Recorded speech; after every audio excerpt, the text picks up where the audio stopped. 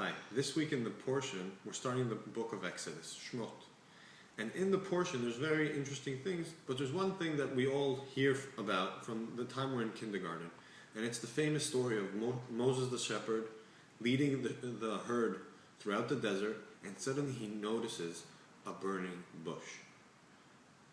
And right away he runs over. He sees, I want to go see what an amazing, spectacular thing it is. Why? Because the bush is burning, but it's not being consumed. It's like a magic trick.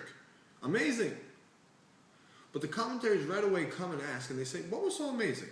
Any one of us, if we would now see a tree or anything else being burnt but not being consumed, we would say, wow, what's so impressive about what Moses does, that he's like that we're getting so surprised and such an amazing story in the burning bush, and we turn into such a spectacular story.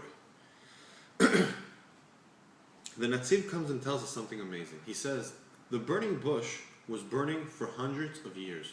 In the same spot, on Har Chorev, where the Beit HaMikdash later on, the temple of the Jewish people, is built. Later on, we'll see it 2,000 years from now. But in that point, the burning bush was burning for hundreds of years, and no one ever walked over to see it. So what is the greatness of Moses? That he noticed. So many times in our lives, we have burning bushes around us that are not being consumed.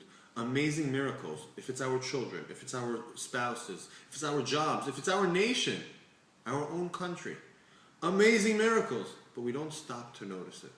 Maybe in these days that we're struggling, who's going to be the next leader, and who's going to be in politics, and where are we going, and we see a lot of we see a lot of changes happening all the time.